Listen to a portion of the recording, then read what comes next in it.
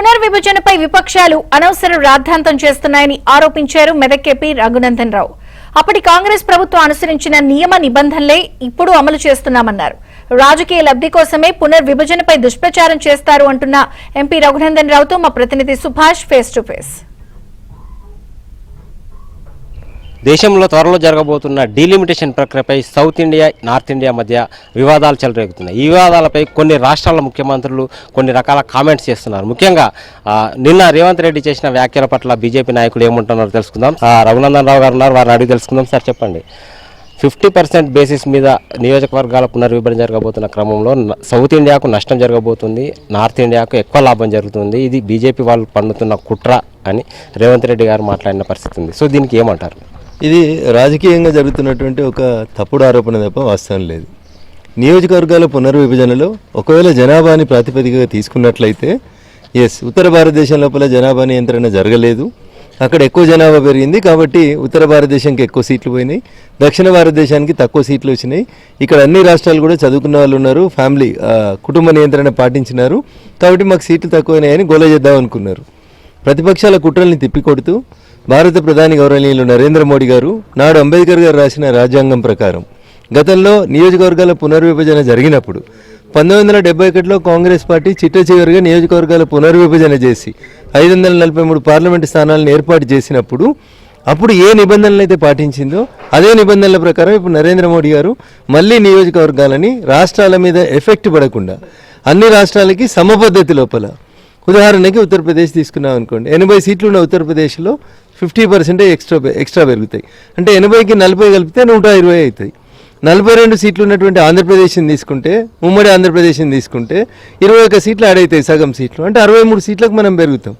So రాష్ట్రంలో ఇప్పుడున్నటువంటి సీట్లలో సగం సీట్లని జోడించి కొత్తగా నియోజకవర్గాలను ఏర్పాటు చేయాలనేది భారత ప్రభుత్వం తీసుకున్నటువంటి నిర్ణయం.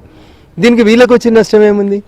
ఆడలేక మధ్యలో ఓడినట్టు ఉత్తర భారతదేశంలో కాంగ్రెస్ చెతికిలబడి అక్కడ గెలిచే పరిస్థితి లేక దక్షిణ భారతదేశంలో ఉన్న 2 రాష్ట్రాలు కూడా రేపమాపో ఊడిపోతాయనే బాధతోటి తెలంగాణ రాష్ట్ర ముఖ్యమంత్రి గారు కావాలని ప్రజలలో విద్వేషాలని రెచ్చగొడుతూ త్వరలో జరగబోతున్నటువంటి తమిళనాడు, కేరళ, పాండిచేరి ఎన్నికలలో లబ్ధి పొందేందుకు ఆడుతున్నటువంటి నాటకంగా దీన్ని చూడాలి తప్ప కొత్తది లేదు.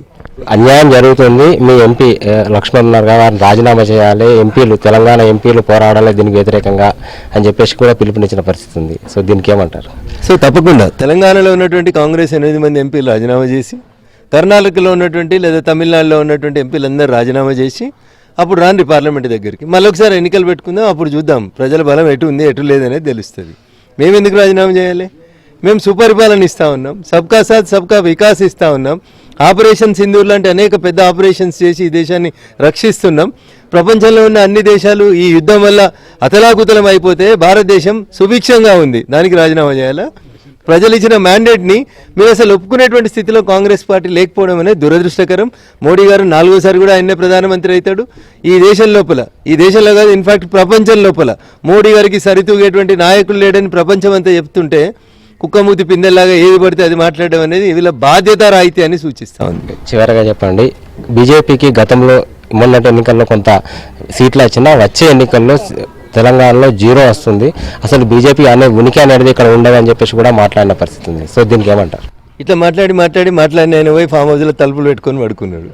ఈయన పోయి ఏడబడుకోవాలని ఈయన ఆలోచించుకోవాలి. అంతకుమించి కొత్తగా ఏముండదన్న.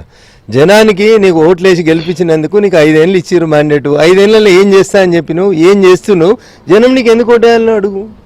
ఏదో ఉప ఎన్నికలు గెలుస్తూ ఉన్నావు, అధికారం ఉంది, పైసలు ఉన్నాయి, పోలీసులు ఉన్నారు, మీడియా ఉంది, మేనేజ్ చేసుకుంటా ఉన్నావు. రేపు జనరల్ ఎలక్షన్స్ వచ్చినప్పుడు నీ పరిస్థితి ఏందనేది ఆలోచించుకో. సో మొత్తానికి డీలిమిటేషన్ విషయంలో ప్రభుత్వం గత కాంగ్రెస్ ప్రభుత్వం ఏదైతే అవలంబించిందో అదే పద్ధతిని అవలంబిస్తున్నామని, ఇక్కడ నార్త్ ఇండియాకు సౌత్ ఇండియాకు సంబంధించి ఎట్లాంటి విభేదాలు లేవు, విభజన లేదని చెప్పేసి రఘునందన్ రావు స్పష్టం చేస్తున్న పరిస్థితి కనిపిస్తుంది. వీడియో